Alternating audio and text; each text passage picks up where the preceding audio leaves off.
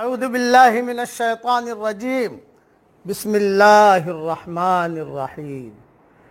سورہ زمر کی چند آیتیں پڑھ رہا ہوں۔ آیت نمبر 73، آیت نمبر 74، آیت نمبر 75۔ وَسِيقَ الَّذِينَ اتَّقَوْا رَبَّهُمْ إِلَى الْجَنَّةِ زُمَرًا، اور جو لوگ اپنے رب سے ڈرے وہ گروہ در گروہ جنت کی طرف لے جائے جائیں گے۔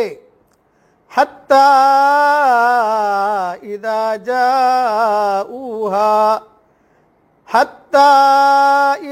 جَاءُوهَا وَفُتِحَتْ أَبْوَابُهَا وَقَالَ لَهُمْ خَزَنَتُهَا سَلَامٌ عَلَيْكُمْ طِبْتُمْ فَادْخُلُوهَا خَالِدِينَ، یہاں تک کہ جب وہ وہاں پہنچیں گے اور اس کے دروازے کھول دیے جائیں گے اور اس کے محافظ ان سے کہیں گے کہ سلام ہو تم پر، خوشحال رہو، پس اس میں داخل ہو جاؤ ہمیشہ کے لیے۔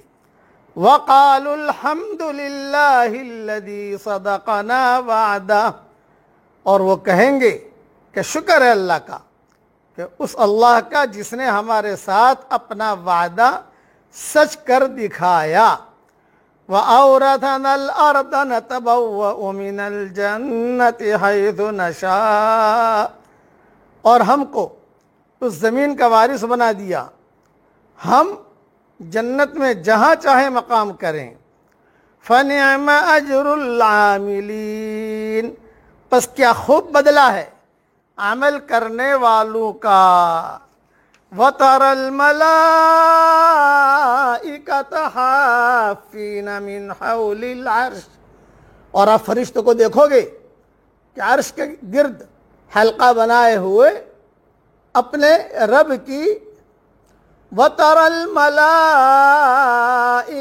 حَافِّينَ مِنْ حَوْلِ الْعَرْشِ يُسَبِّحُونَ بِحَمْدِ رَبِّهِمْ، اور آپ فرشتوں کو دیکھو گے کہ عرش کے گرد حلقہ بنائے ہوئے اپنے رب کی حمد اور تسبیح کرتے ہوں گے۔ وَقُضِيَ بَيْنَهُمْ بِالْحَقِّ، اور لوگوں کے درمیان ٹھیک ٹھیک فیصلہ کر دیا جائے گا۔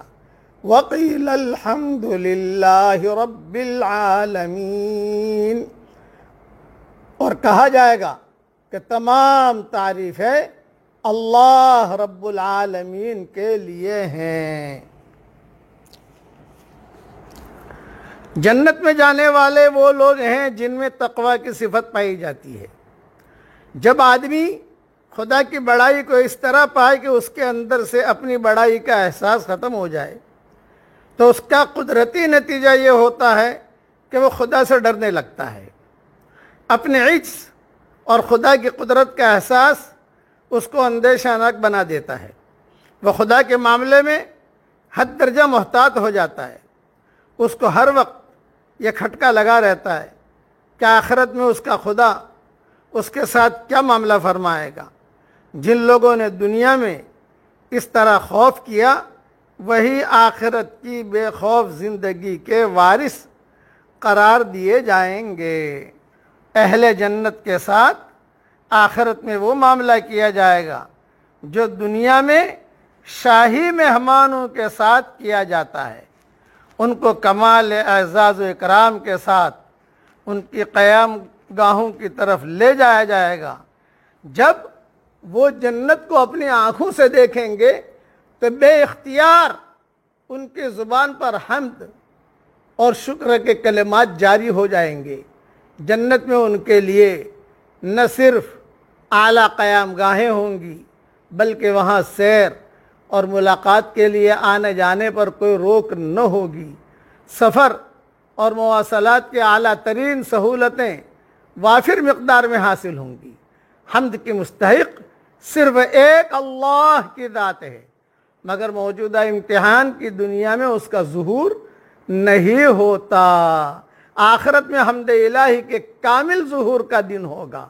اس وقت تمام زبانیں اور سارا ماحول حمد خداوندی کے نغمے سے معمور ہو جائے گا۔ تمام جھوٹی بڑائیاں ختم ہو جائے گی، وہاں صرف ایک ہستی ہوگی جس کا نام لے، وہاں صرف ایک بڑائی ہوگی جس کی بڑائی سے سرشار ہو کر وہ اس کے حمد کرے، یعنی اللہ کی بڑائی بیان کی جائے گی، بس اور کچھ نہیں۔